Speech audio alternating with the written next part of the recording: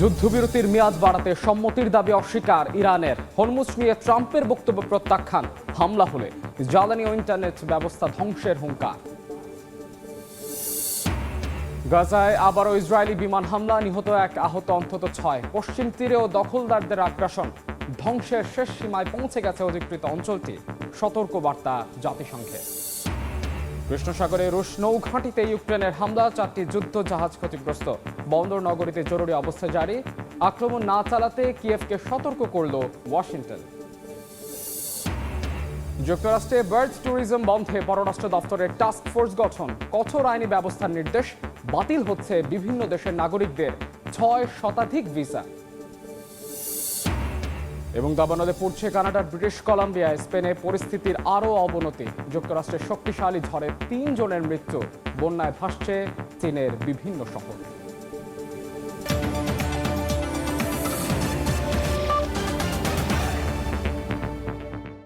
আন্তর্জাতিক সময়ের সঙ্গে আছে আমি মাহাদি ইসলাম ধ্রুব।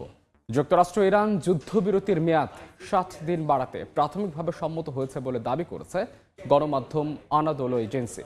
তবে এমন দাবি অস্বীকার করেছেন ইরান সরকারের এক কর্মকর্তা।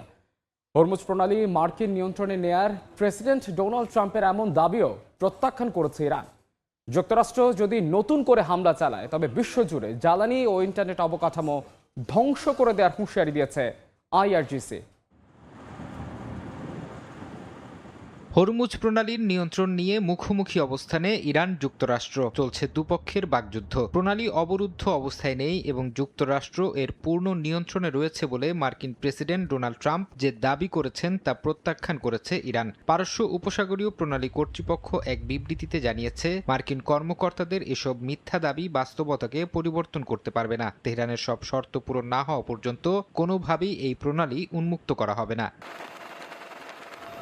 মার্কিন সামরিক বাহিনীর সেন্ট্রাল কমান্ড সেন্টকম দাবি করেছে, গত 14 জুলাই থেকে ইরানের ওপর ফের নৌ অবরোধ আরোপের পর তারা 50টির বেশি বাণিজ্যিক জাহাজের পথ পরিবর্তন করে দিয়েছে। এছাড়া অভিযান চালিয়ে 3টি জাহাজ বিকল করা হয়েছে এবং 2টি জাহাজে সরাসরি তল্লাশি চালিয়েছে মার্কিন সামরিক বাহিনী।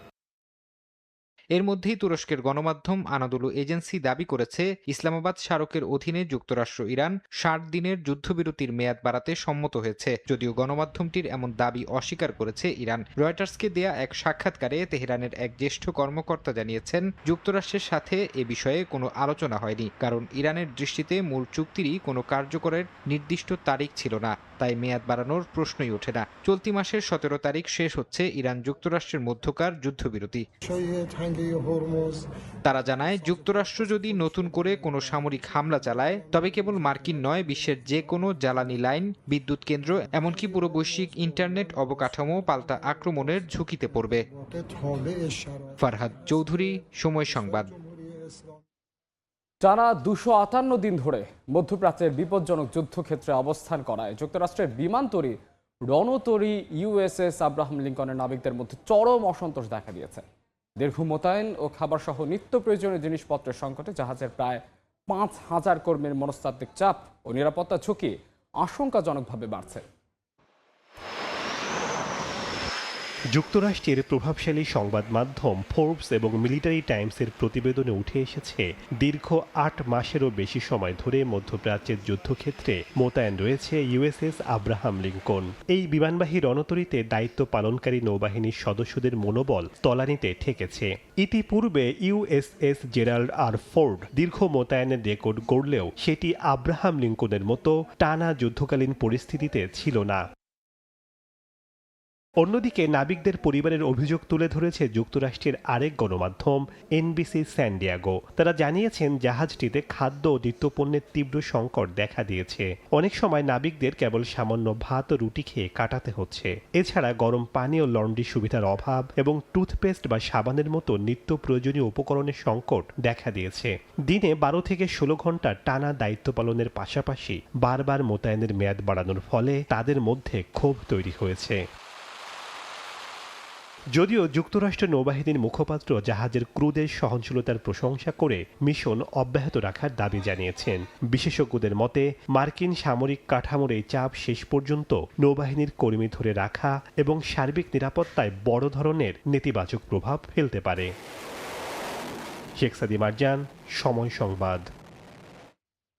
মার্কিন পররাষ্ট্রমন্ত্রী মার্কো রুবিও, অর্থমন্ত্রী স্কট বেসেন্ট সহ শীর্ষ কর্মকর্তাদের হুমকির মুখে ফেলে গোপনে তুরস্ক ছেড়েছিলেন যুক্তরাষ্ট্রের প্রেসিডেন্ট ডোনাল্ড ট্রাম্প। তার বিরুদ্ধে এয়ারফোর্স ওয়ানের যাত্রীদেরকে টোপ হিসেবে ব্যবহারের অভিযোগ তুলেছে বিরোধীরা। তবে উচ্চ ঝুঁকির সফরে প্রেসিডেন্টের গতিবিধি গোপন রাখতে এমন ডিকয় বা বিভ্রান্তিমূলক কৌশল এর আগেও ব্যবহার করেছে ওয়াশিংটন। ইরানের হামলার হুমকিতে মার্কিন প্রেসিডেন্ট ডোনাল্ড ট্রাম্পের বিমান পরিবর্তনের খবরে তোলপাড় যুক্তরাষ্ট্রের রাজনৈতিক অঙ্গন। প্রথমত, যে ইরানকে প্রতিটি বক্তব্যেই দুর্বল প্রতিপক্ষ হিসেবে তুলে ধরেন ডোনাল্ড ট্রাম্প, সেই দুর্বল শত্রুর হুমকির কাছেই কেন কুপোকাত হলেন তিনি, তা নিয়ে উঠছে নানা প্রশ্ন। দ্বিতীয়ত, নিজে প্রাণে বাঁচতে এয়ারফোর্স ওয়ানে থাকা বাকি যাত্রীদের রেখেই অন্য বিমানে প্রেসিডেন্টের যাওয়া নিয়েও শুরু হয়েছে সমালোচনা। গত ৮ জুলাই ট্রাম্পের তুরস্ক সফরের সময় মার্কিন সিক্রেট সার্ভিসের কাছে তথ্য আসে কাঁধে বহনযোগ্য ক্ষেপণাস্ত্র দিয়ে প্রেসিডেন্টের উড়োজাহাজ লক্ষ্যবস্তু করা হতে পারে। গোপন অভিযানে ক্যাটারিং ট্রাক ব্যবহার করে ট্রাম্প ও কয়েকজন ঘনিষ্ঠ সহযোগীকে এয়ারফোর্স ওয়ান থেকে বের করে ছোট একটি বিমানে নিয়ে যাওয়া হয়। ঘনিষ্ঠ সহযোগীদের মধ্যে ছিলেন deputy chief of staff Dan Scavino, নির্বাহী সহকারী Natalie Harp, Oval Office operations পরিচালক ওয়াল্ট নৌটা এবং সমরমন্ত্রী পিট হেক্সেথ। অন্যদিকে প্রেসিডেন্টকে বহন করছে এমন ধারণা বজায় রাখতে ঝুঁকিপূর্ণ এয়ারফোর্স ওয়ান নির্ধারিত কল সাইন নিয়ে তুরস্ক ছাড়ে। ওই বিমানে ছিলেন পররাষ্ট্রমন্ত্রী মার্কো রুবিও, অর্থমন্ত্রী স্কট বেসেন্ট, হোয়াইট হাউসের যোগাযোগ পরিচালক সহ বেশ কয়েকজন কর্মকর্তা এবং সফরসঙ্গী সাংবাদিকরা। তবে ওই বিমানে থাকা সাংবাদিকদের হুমকির বিষয়ে আগে জানানো হয়নি। বিমান পরিবর্তনের বিষয়টি এখন পর্যন্ত যুক্তরাষ্ট্রের কংগ্রেসকে জানানো হয়নি। এই ঘটনায় কংগ্রেসে ব্রিফিং দাবি করেছেন দেশটির বিরোধী দল ডেমোক্রেটিক পার্টির আইন প্রণেতারা। মালিহা সুহরওয়ার্দী, সময় সংবাদ। এক সপ্তাহের বেশি সময় পর গাজায় আবারও বিমান হামলা চালিয়েছে ইসরায়েলি বাহিনী। এসব হামলায় অন্তত এক ফিলিস্তিনি নিহত ও বেশ কয়েকজন আহত হয়েছেন। যুদ্ধবিরতি চুক্তির পর এই পর্যন্ত ইসরায়েলি আক্রমণে নিহতের সংখ্যা 1250 ছাড়িয়েছে। এদিকে অধিকৃত পশ্চিম তীরে দখলদার ইসরায়েলি বাহিনী ও অবৈধ বসতি স্থাপনকারীদের তাণ্ডবে তৈরি হয়েছে চরম মানবিক সংকট। এটিকে ধ্বংসের শেষ সীমা বলে সতর্ক করেছে জাতিসংঘ। এক সপ্তাহেরও বেশি সময় বিরতির পর অবরুদ্ধ গাজা উপত্যকায় আবারও বিমান ও ড্রোন হামলা চালিয়েছে ইসরায়েলি সামরিক বাহিনী। উপত্যকার উত্তরাঞ্চলের বেইত লাহিয়ায় একটি গাড়িতে ইসরায়েলি ড্রোন আঘাত হানে, এতে গুরুতর আহত হন বেশ কয়েকজন। একই সঙ্গে মধ্য গাজার বুরেজ শরণার্থী শিবির এবং দক্ষিণাঞ্চলীয় খান ইউনিসেও সাধারণ ফিলিস্তিনিদের ওপর গ্রেনেড ও ভারী গুলিবর্ষণ করে দখলদার বাহিনী। গত বছরের অক্টোবর থেকে কার্যকর হওয়া যুদ্ধবিরতি চুক্তি লঙ্ঘন করে চালানো ইসরায়েলের এসব হামলায় 1200-র বেশি ফিলিস্তিনি নিহত হয়েছেন। ট্রাম্পের 15 দফার শান্তি প্রস্তাব প্রত্যাখ্যান করে হামাসকে সম্পূর্ণ নিরস্ত্র না করা পর্যন্ত গাজা থেকে সেনা প্রত্যাহারে নেতানিয়াহুর অস্বীকৃতি জানানোর বিরোধিতা করেছে পাকিস্তান। দেশটির পররাষ্ট্র মন্ত্রণালয় সাফ জানিয়েছে, ফিলিস্তিন রাষ্ট্র গঠনের বিষয়টি কোনো একক ইসরায়েলি নেতার উপর নির্ভর করে না। এদিকে আন্তর্জাতিক চাপের মুখেও গাজা থেকে সেনা প্রত্যাহার করবেন না বলে জানিয়েছেন ইসরায়েলের প্রতিরক্ষা মন্ত্রী। অধিকৃত পশ্চিম তীরেও অব্যাহত আছে দখলদারদের আগ্রাসন। সম্প্রতি সেখানে সামরিক অভিযান চালিয়ে 2 শিশুসহ অন্তত 23 ফিলিস্তিনিকে গ্রেফতার করে ইসরায়েলি বাহিনী। একই সঙ্গে একের পর এক আবাসিক ভবন ও বাণিজ্যিক অবকাঠামো গুঁড়িয়ে দিয়ে শত শত পরিবারকে বাস্তুচ্যুত করা হচ্ছে। এমন অবস্থায় পশ্চিম তীর ধ্বংসের শেষ সীমায় দাঁড়িয়েছে বলে সতর্ক করেছে জাতিসংঘ। ফারহাদ চৌধুরী, সময় সংবাদ। আন্তর্জাতিক সময় আরও থাকছে। প্রাণের খোঁজে ভূমিকম্পে বিপর্যস্ত কলম্বিয়া চলছে উদ্ধার অভিযান। সংকটের মুখে অর্থনৈতিক জরুরি অবস্থার ঘোষণা প্রেসিডেন্টের। মৃতের সংখ্যা বেড়ে 265। পরে রাশিয়ার নৌ ঘাঁটিতে ব্যাপক হামলা চালিয়েছে ইউক্রেন। এতে ক্ষতিগ্রস্ত হয়েছে অন্তত 4টি রুশ যুদ্ধ জাহাজ। হামলায় শিশুসহ 3 জন নিহত ও 24 জন আহত হওয়ার কথা জানিয়েছে রুশ কর্তৃপক্ষ। আক্রমণের পর বন্দর নগরীতে জারি করা হয়েছে জরুরি অবস্থা। রুশ বন্দরে হামলা না চালাতে ইউক্রেনকে সতর্ক করেছে যুক্তরাষ্ট্র। রুশ বাণিজ্যিক জাহাজ জব্দ করলে কঠোর জবাব দেওয়ার হুঁশিয়ারি দিয়েছেন প্রেসিডেন্ট ভ্লাদিমির পুতিন।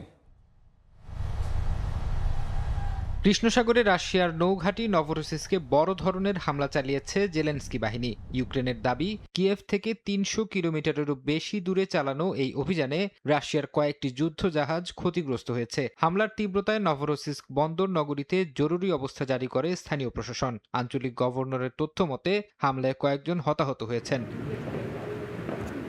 এদিকে ইউক্রেনীয় হামলার জবাবে কৃষ্ণসাগরে পাল্টা পদক্ষেপ নেওয়ার কথা জানিয়েছে রাশিয়া। তাদের দাবি, ওডেসা বন্দরের সামরিক সরঞ্জামবাহী একটি ইউক্রেনীয় কার্গো জাহাজে সফল আঘাত হেনেছে রুশ বাহিনী।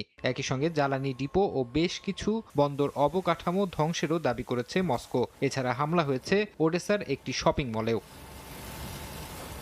এমন পরিস্থিতিতে ইউক্রেনকে কঠোর বার্তা দিয়েছে যুক্তরাষ্ট্র। মার্কিন প্রশাসন সাফ জানিয়েছে, কৃষ্ণসাগরে বেসামরিক তেলবাহী জাহাজে কোনো ধরনের হামলা চালানো যাবে না। বিশ্ববাজারে তেলের দামের স্থিতিশীলতা রক্ষায় নভরোসিস্কের তেল রফতানি অবকাঠামোকে লক্ষ্যবস্তু না করার জন্য ইউক্রেনকে সতর্ক করেছে যুক্তরাষ্ট্র।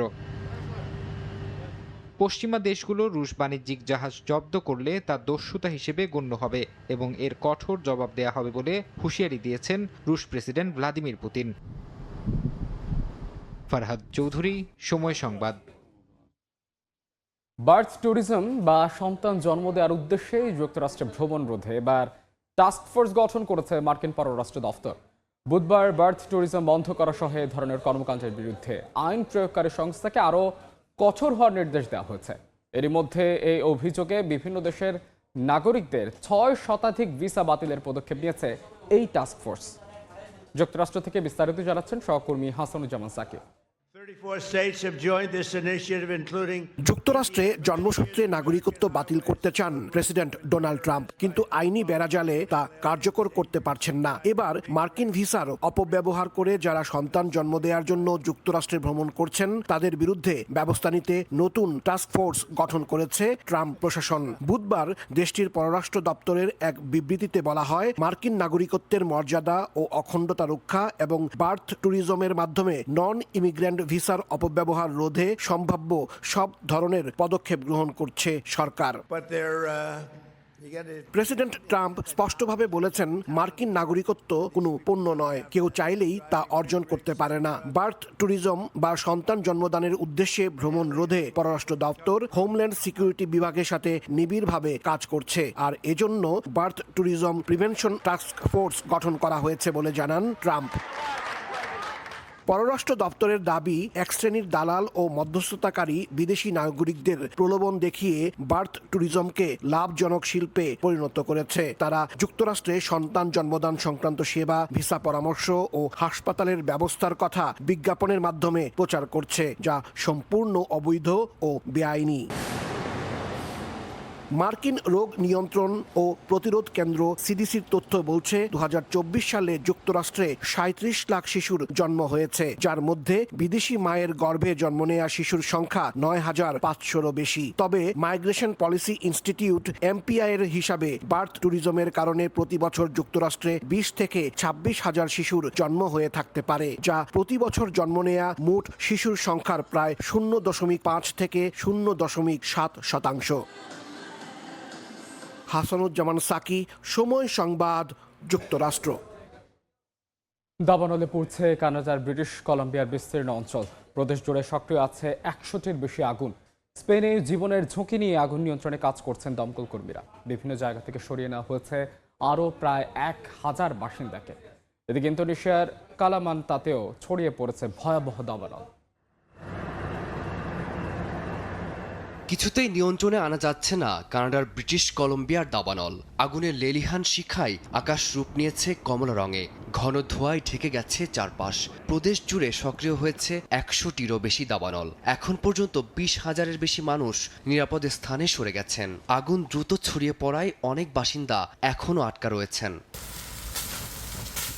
দাবানলে ভয়াবহ পরিস্থিতি স্পেনেও। উত্তরাঞ্চলের হুয়েস্কা থেকে দক্ষিণের হুয়েলভা, বিভিন্ন অঞ্চলে রাতভর আগুন নেভাতে লড়ছেন দমকল কর্মীরা। নিয়েবলাকে ঘিরে ছড়িয়ে পড়া আগুনে প্রায় ২৫,০০০ হেক্টর এলাকা ক্ষতিগ্রস্ত হয়েছে। সরিয়ে নেওয়া হয়েছে ৬০০ জনের বেশি বাসিন্দাকে। আর হুয়েস্কার পেনাস দে রিগলোসে আগুনের কারণে নিরাপদ স্থানে সরানো হয়েছে আরও ১৭০ জনকে। দাবানলে পুড়ে গেছে প্রায় ৯,০০০ একর এলাকা।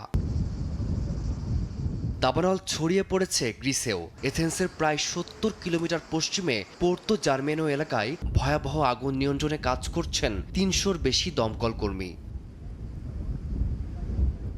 ইন্দোনেশিয়ার কালিমান্তানেও দাবানলে পুড়ছে বন, ফসলি জমি ও বাগান। পন্তিয়ানাকের আশপাশে আগুনে ঘন ধোঁয়ায় ঢেকে গেছে চারপাশ। বাতাসের সঙ্গে দ্রুত ছড়িয়ে পড়ছে আগুন।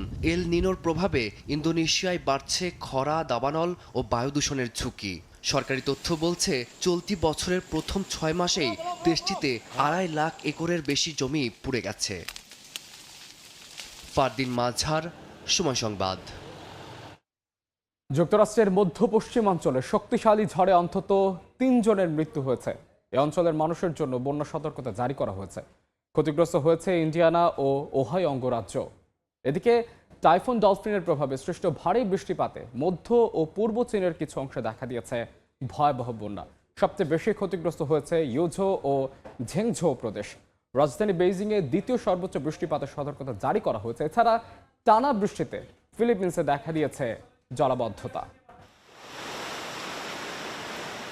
টাইফুন ডলফিনের আঘাতে চীনের হেনান প্রদেশে ভয়াবহ বন্যায় তলিয়ে গেছে অনেক এলাকা। আকস্মিক বন্যায় ভেসে যেতে দেখা যায় এক বাসিন্দাকে। ওই ব্যক্তি প্রথমে একটি গাছে আশ্রয় নেন, পরে পুলিশকে ফোন করতে সক্ষম হলে জরুরি কর্মীরা নিরাপত্তা দড়ি ব্যবহার করে তাকে উদ্ধার করেন।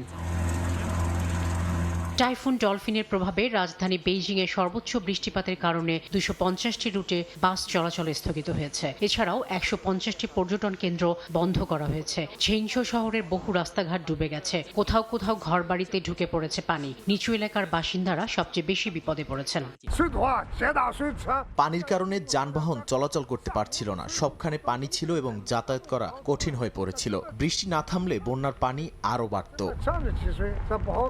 কয়েকদিনের টানা ঝড় বৃষ্টিতে বিপর্যস্ত যুক্তরাষ্ট্র। দেশের বিভিন্ন এলাকায় ঘন্টায় ৮০ মাইলের বেশি গতিতে ঝোড়ো হাওয়া বয়ে যায়। এতে ইন্ডিয়ানা, ওহাইও রাজ্যে কয়েকজনের মৃত্যু হয়েছে। ব্যাপক বন্যার পর ওহাইওতে জরুরি অবস্থা জারি করা হয়। কর্মকর্তারা জানান, তীব্র ঝড় বৃষ্টিতে ইন্ডিয়ানার রাস্তায় অসংখ্য গাছ উপড়ে পড়ায় দমকল কর্মীদের পৌঁছাতেও দেরি হয়।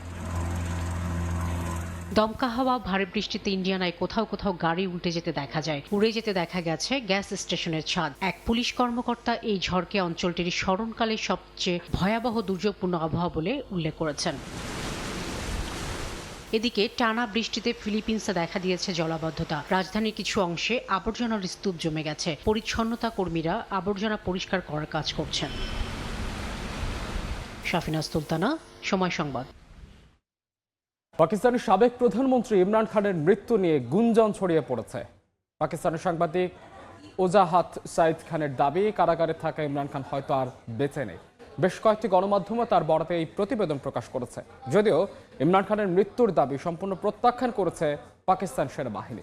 এরই মধ্যে নেতার সঙ্গে সাক্ষাৎকারের সুযোগ না দিলে লাখ লাখ মানুষ রাজপথে নামতে প্রস্তুত বলে হুঁশিয়ারি দিয়েছে পাকিস্তান তেহরিক ইনসাফ।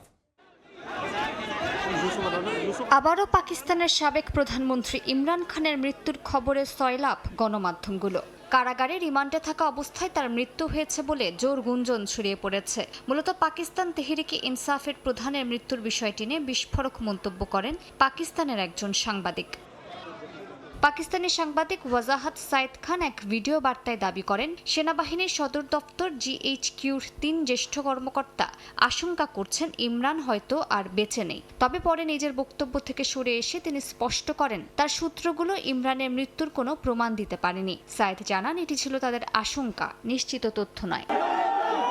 ইমরানের মৃত্যুর দাবি প্রত্যাখ্যান করেছে পাকিস্তান সেনাবাহিনীও। এদিকে সাবেক প্রধানমন্ত্রীর পরিবার, আইনজীবী ও দলীয় নেতারা তার সঙ্গে সাক্ষাতের সুযোগ না পাওয়ায় উদ্বেগ প্রকাশ করেছেন। PTI বলছে, ইমরানের শারীরিক অবস্থা নিশ্চিত করতে পরিবার ও ব্যক্তিগত চিকিৎসকদের তার সঙ্গে দেখা করার সুযোগ দিতে হবে। এর মধ্যে বিষয়টি ঘিরে রাজপথে বড় আন্দোলনের হুঁশিয়ারি দিয়েছে PTI। দলটির নেতা ও খাইবার পাখতুনখোয়ার মুখ্যমন্ত্রী সোহেল আফ্রিদি দাবি করেছেন, ইমরানের সঙ্গে দেখা করতে না দিলে লাখ লাখ মানুষ রাস্তায় নামতে প্রস্তুত রয়েছে। আগামী ২৭ সেপ্টেম্বর ইসলামাবাদ অভিমুখে লং মার্চের ঘোষণাও দিয়েছে দলটি। তার আগে পাকিস্তানের বিভিন্ন শহরে বিক্ষোভের প্রস্তুতির কথাও জানিয়েছে PTI। মালিহা সুহরওয়ার্দী, সময় সংবাদ। কলম্বিয়ায় ভয়াবহ ভূমিকম্পের ৪৮ ঘন্টা পর চলছে উদ্ধার অভিযান। জীবিত কাউকে খুঁজে পাওয়ার আশায় জীবনের ঝুঁকি নিয়ে দ্রুত ধ্বংসস্তূপ সরানোর কাজ করছেন শত শত স্বেচ্ছাসেবক। চলমান সংকটের মুখে অর্থনৈতিক জরুরি অবস্থার ঘোষণা দিয়েছেন দেশটির প্রেসিডেন্ট। ভূমিকম্পের মৃতের সংখ্যা বেড়ে 265 জনে দাঁড়িয়েছে। শক্তিশালী ভূমিকম্পে বিধ্বস্ত কলম্বিয়ায় চলছে উদ্ধার অভিযান। এখনও ধসে পড়া ভবনের নিচে মিলতে পারে প্রাণের স্পন্দন। এই আশায় সময়ের সঙ্গে পাল্লা দিয়ে ধ্বংসস্তূপ সরানোর কাজ করছেন শত শত কর্মী ও স্বেচ্ছাসেবক। উদ্ধার অভিযানের সবচেয়ে সংবেদনশীল সময়সীমা 72 ঘন্টা পেরিয়ে যাওয়ার ঝুঁকি থাকলেও হাল ছাড়তে নারাজ উদ্ধারকারীরা। এরই মধ্যে ভূমিকম্পের 36 ঘন্টা পর ধ্বংসস্তূপ থেকে জীবিত উদ্ধার হয়েছেন ড্যানিয়েলা লার্গো সানচেজ নামের একজন। বিভিন্ন দেশের উদ্ধারকারী দল যোগ দিয়েছে অভিযানে। কলম্বিয়া জানিয়েছে আন্তর্জাতিক মানের প্রশিক্ষিত ও স্বীকৃত উদ্ধারকারী দলগুলোর সহায়তা নিতে কোনো বাধা নেই দেশটির। এদিকে ভূমিকম্পে ক্ষতিগ্রস্তদের জন্য জরুরি সহায়তা পাঠাচ্ছে বিভিন্ন দেশ। 51 টন ত্রাণ নিয়ে কলম্বিয়ায় পৌঁছেছে এল সালভাদরের প্রথম বিমান। প্রয়োজনীয় খাদ্য, পানি, আশ্রয় ও চিকিৎসা সরঞ্জাম পাঠাচ্ছে জাতিসংঘের বিভিন্ন সংস্থাও। তবে যোগাযোগ ও পরিবহন ব্যবস্থা ব্যাহত হয় দুর্গত এলাকায় ত্রাণ পৌঁছাতেও তৈরি হয়েছে বাধা। গত সোমবার স্থানীয় সময় সকালে 7.4 মাত্রার শক্তিশালী ভূমিকম্পে কেঁপে ওঠে কলম্বিয়ার পশ্চিমাঞ্চল। ধসে পড়ে বহু ভবন। এরই জেরে চরম মানবিক সংকটে পড়েছে দেশটি। ফারদিন মাঝার, সময় সংবাদ। আন্তর্জাতিক সময় আরও থাকছে। আফগানিস্তানের তীব্র অপুষ্টিতে আক্রান্ত প্রায় 37 লাখ শিশু। অর্থের অভাবে বন্ধ 600টি গুরুত্বপূর্ণ স্বাস্থ্যকেন্দ্র। দ্রুত সহায়তার আহ্বান সেভ দ্য চিলড্রেনের। যুক্তরাষ্ট্রের টেক্সাসে প্রশিক্ষণ চলাকালে আর্মি অ্যাপাচি হেলিকপ্টার বিধ্বস্ত হয়ে 2 সেনা সদস্য নিহত হয়েছেন। দুর্ঘটনার পর চারদিকে ভয়াবহ আগুন ছড়িয়ে পড়ে। বেল কাউন্টি শরিফের কার্যালয় জানায়, আগুন দ্রুত নিয়ন্ত্রণের বাইরে চলে যাওয়া আশপাশের কয়েকটি বাড়ি থেকে বাসিন্দাদের সরিয়ে নেওয়া হয়।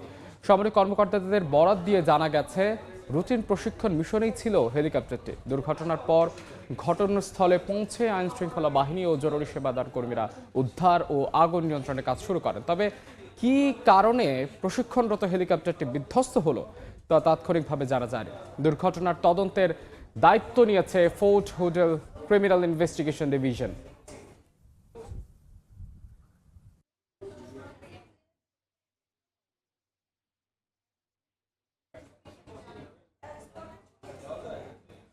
হোয়াইট হাউসের প্রেস সেক্রেটারির দায়িত্ব ছাড়ছেন ক্যারোলাইন লেভিট। পরিবারের সঙ্গে আরও বেশি সময় কাটাতে তিনি সিদ্ধান্ত নিয়েছেন। বুধবার ট্রুথ সোশ্যালে এক পোস্টে কথা জানান মার্কিন প্রেসিডেন্ট ডোনাল্ড ট্রাম্প। তিনি জানান, চলতি মাসের শেষে ক্যারোলিন পদ থেকে সরে দাঁড়াবেন। তবে লেভিট শীর্ষস্থানীয় উপদেষ্টাদের একজন এবং রিপাবলিকান পার্টির প্রভাবশালী কণ্ঠস্বর হিসেবে থাকবেন বলেও জানান ট্রাম্প। মে মাসের শুরুতে দ্বিতীয় সন্তানের জন্ম দেন লেভিট। মাতৃত্বকালীন ছুটির পরপরই পদত্যাগের সিদ্ধান্ত নিলেন তিনি। 28 বছর বয়সে লেভিট গত বছর হোয়াইট হাউসের প্রেস সেক্রেটারি হিসেবে দায়িত্ব গ্রহণ করেন। এই পদে আসীন হওয়ার সর্বকনিষ্ঠ ছিলেন তিনি। তার জায়গায় কাকে দায়িত্ব দেওয়া হবে তা এখনো স্পষ্ট নয়।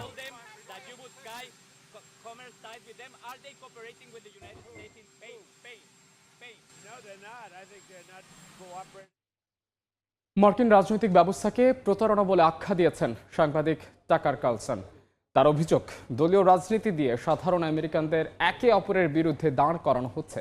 নির্বাচিত নেতাদের বদলে গুরুত্বপূর্ণ সিদ্ধান্ত নিচ্ছেন অনির্বাচিত আমলারা। বর্তমান দ্বিদলীয় ব্যবস্থাকে প্রতারণা আখ্যা দিয়ে বিকল্প রাজনৈতিক শক্তির প্রয়োজনের কথা জানান তিনি। প্রেসিডেন্ট ডোনাল্ড ট্রাম্পকে 2024 সালে নির্বাচনে সমর্থন করলেও ইরান যুদ্ধ, ইসরায়েলের সঙ্গে ওয়াশিংটনের সম্পর্ক সহ বিভিন্ন বিষয় রিপাবলিকান পার্টি থেকে দূরে সরে গেছেন কার্লসন। তৃতীয় একটি রাজনৈতিক দল গঠনের সহায়তার কথা জানান তিনি। তবে নিজে প্রেসিডেন্ট নির্বাচনে লড়বেন না বলেও স্পষ্ট করেছেন তিনি।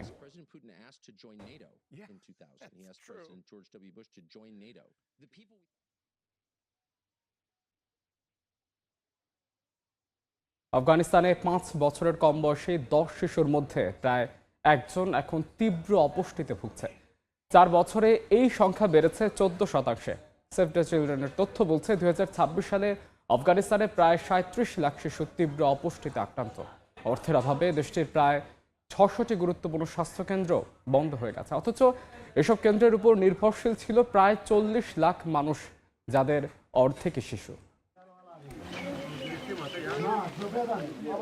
একদিক থেকে খাবারের সংকট, অন্যদিকে চিকিৎসার অভাব, দুই দিক থেকেই বাড়ছে আফগান শিশুদের মৃত্যু ঝুঁকি। নতুন গবেষণায় উঠে এসেছে দেশটির ৫ বছরের কম বয়সী প্রতি ১০ শিশুর একজন এখন তীব্র অপুষ্টিতে ভুগছে। সেভ দ্য চিলড্রেনের তথ্য অনুযায়ী ২০২৬ সালে আফগানিস্তানে প্রায় ৩৭ লাখ শিশু তীব্র অপুষ্টিতে আক্রান্ত। গেল ৪ বছরের তুলনায় এই সংখ্যা বেড়েছে ১৪%। অপুষ্টিতে থাকা শিশুরা প্রয়োজনীয় খাবার না পেয়ে ধীরে ধীরে দুর্বল হয়ে পড়ছে। এই অবস্থায় দ্রুত চিকিৎসা না মিললে তীব্র অপুষ্টি কেড়ে নিতে পারে বহু শিশুর প্রাণ। শিশু পুষ্টিহীনতার অন্যতম বড় কারণ মানবিক সহায়তা কমে যাওয়া। গেল ৪ বছরে আফগানিস্তানে মানবিক সহায়তা কমেছে প্রায় ৭০%। ২০২২ সালে যেখানে দেশটি পেয়েছিল $৩.২৭ বিলিয়ন, তা এখন নেমে এসেছে মাত্র $১ বিলিয়ন। অর্থের অভাবে বন্ধ হয়ে গেছে প্রায় ৬০০টিরও গুরুত্বপূর্ণ স্বাস্থ্যকেন্দ্র। অথচ এসব কেন্দ্রের ওপর নির্ভর করতেন প্রায় ৪০ লাখ মানুষ, যাদের বেশিরভাগই শিশু। এর মধ্যে নতুন করে চাপ তৈরি করেছে প্রতিবেশী দেশগুলো থেকে আফগানদের ফিরে যাওয়া। পাকিস্তান ও ইরানে আফগান শরণার্থীদের ওপর কড়াকড়ি বাড়ায় ৬০ লাখের বেশি আফগান দেশে ফিরে গেছে। ফলে খাবার, বাসস্থান ও চিকিৎসার ওপর বেড়েছে বাড়তি চাপ। সেভ দ্য চিলড্রেনের ভাষায়, পরিবারগুলো চরম সংকটে পৌঁছানোর পর সহায়তা দিলে অনেক দেরি হয়ে যাবে। তাই শিশুদের জীবন বাঁচাতে সংকট আরও গভীর হওয়ার আগেই আন্তর্জাতিক সম্প্রদায়কে সহায়তা বাড়ানোর আহ্বান জানিয়েছে সংস্থাটি। ইশিতা আক্তার, সময় সংবাদ। বাংলাদেশ সীমান্তের কাছে সন্দেহভাজন এক পাকিস্তানি গুপ্তচরকে গ্রেফতার করেছে ভারতের পশ্চিমবঙ্গের স্পেশাল টাস্ক ফোর্স। গোয়েন্দাদের দাবি, ভারতীয় পরিচয়পত্র ব্যবহার করে ওই ব্যক্তি সেনাবাহিনী ও রেলওয়ের গুরুত্বপূর্ণ তথ্য সংগ্রহ করছিলেন। পেট্রাপোল সীমান্ত দিয়ে বাংলাদেশে ঢোকার পরিকল্পনা ছিল তার বলে দাবি করেছে এসটিএফ। ভারতীয় গণমাধ্যম এনডিটিভি জানিয়েছে, মঙ্গলবার রাতে অভিযান চালিয়ে পশ্চিমবঙ্গের উত্তর ২৪ পরগনার হাবড়া থেকে গ্রেফতার করা হয় পাকিস্তানের ফয়সালাবাদের বাসিন্দা রানা রৌফ ওরফে ওয়াহাব আলমকে। গোয়েন্দাদের দাবি, ২০১২ সালে নেপাল হয়ে অবৈধভাবে ভারতে প্রবেশ করে রৌফ। তার কাছ থেকে একাধিক ভারতীয় পরিচয়পত্র, ২টি সিম কার্ড উদ্ধার করা হয়েছে। এসটিএফের দাবি, পাকিস্তানের গোয়েন্দা সংস্থা আইএসআই এর সঙ্গে রৌফের যোগাযোগ থাকতে পারে। তার ব্যাগ থেকে একটি নোটবুক পাওয়া যায়, যাতে বাংলাদেশ, নেপাল, পাকিস্তান ও শ্রীলঙ্কার বেশ কয়েকটি ফোন নম্বর ছিল। এই ঘটনায় কলকাতার টপসিয়া থেকে মোহাম্মদ এজাজ নামের আরও একজনকে গ্রেফতার করা হয়েছে। তদন্তকারীদের দাবি, এজাজের সঙ্গে রৌফের সরাসরি যোগাযোগ ছিল এবং ভারতীয় পরিচয়পত্র সংগ্রহে তাকে সহায়তা করেছিলেন। পাকিস্তানের বেলুচিস্তানে সেনাবাহিনীর বিমান হামলায় নারী ও শিশু সহ অন্তত ২১ জন বেসামরিক মানুষ নিহত হয়েছে। যদিও পাকিস্তানের সেনাবাহিনীর দাবি, সশস্ত্র গোষ্ঠী বেলুচ লিবারেশন আর্মি বিএল এর আক্রমণ বেড়ে যাওয়ায় নতুন করে এই বিমান হামলা চালানো হয়। এর আগে বুধবার বিএলএ জানায়, চলতি মাসে বিভিন্ন হামলায় অন্তত ৩২ জন পাকিস্তানি সেনা নিহত হন। এরপরই সুরাব ও গোয়াদ সহ বেশ কয়েকটি এলাকায় বিমান হামলা চালানোর খবর পাওয়া যায়। তবে এই হতাহতের সংখ্যা এখনও স্বাধীনভাবে যাচাই করা সম্ভব হয়নি। তবে বেলুচিস্তানে নতুন করে সামরিক সংঘাত আরও তীব্র হওয়ার আশঙ্কা তৈরি হয়। দেখছেন আন্তর্জাতিক সময়। জিম্বাবুয়ের লেক কারিবায় অতিরিক্ত যাত্রী বোঝায় একটি ফেরি উল্টে ৪৪ জনের মৃত্যু হয়েছে। এখনও নিখোঁজ অন্তত ২৭ জন। মঙ্গলবার কারিবা শহর থেকে ও মাছ ধরার ক্যাম্পে যাওয়ার পথে এই ঘটনা ঘটে। ফেরিটি শহর থেকে বেশ কয়েকটি দ্বীপ ও মাছ ধরার ক্যাম্পের মধ্যে যাতায়াতের কাজ করত। যাত্রা শুরুর প্রায় আধা ঘন্টা পর বড় ঢেউয়ের আঘাতে এটি উল্টে যায়। দেশটির সিভিল প্রোটেকশন ইউনিট জানায়, ফেরিটির ধারণ ক্ষমতা ছিল ৯০ জন। তবে দুর্ঘটনার সময় ধারণ ক্ষমতার বাইরের বেশি যাত্রী বহন করা হচ্ছিল। তাদের দাবি, ফেরিতে মোট ১৫৩ জন আরোহী ছিলেন। তবে এ পর্যন্ত ৭৭ জনকে জীবিত উদ্ধার করা সম্ভব হয়েছে। নিখোঁজদের খুঁজতে বিশেষ ডুবুরি দল, স্পিড বোট ও হেলিকপ্টার মোতায়েন করা হয়েছে।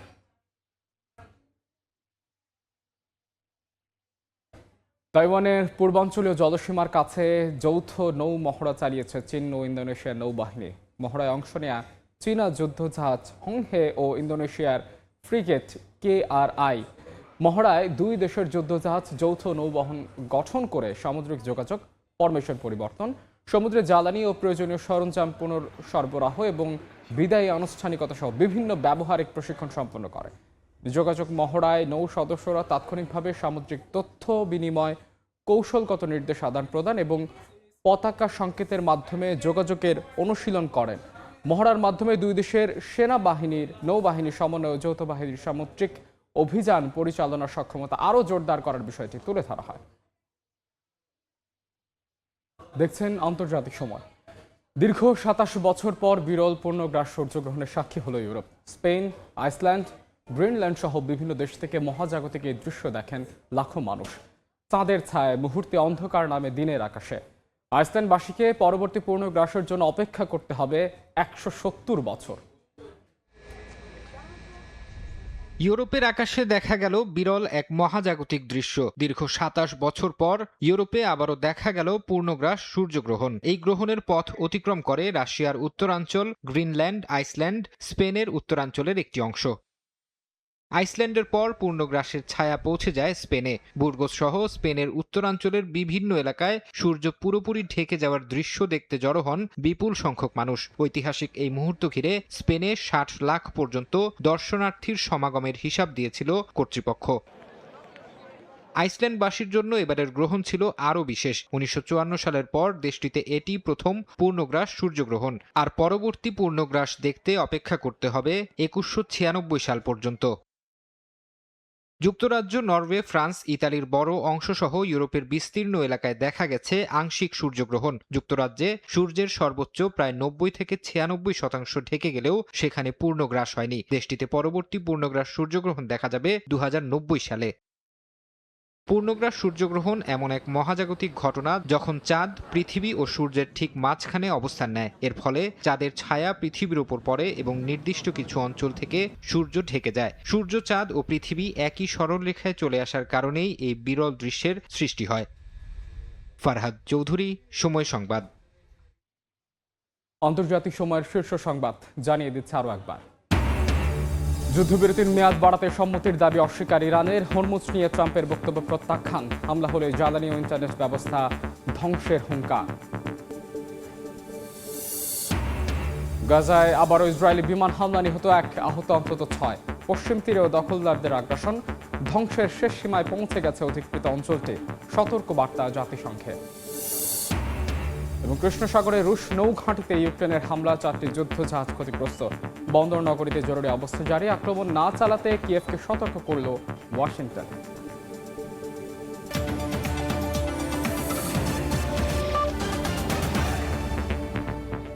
এই ছিল আন্তর্জাতিক সময়ের এখনকার আয়োজন। এরপর বিকেল ৫টার সময় সংবাদের সঙ্গে থাকবেন সহকর্মী সাইফুল রুদ্র। ধ্রুব, আপনাকে ধন্যবাদ। ৫টার সময় সংবাদ নিয়ে আসছে কিছুক্ষণ পর, সঙ্গে থাকুন সময়।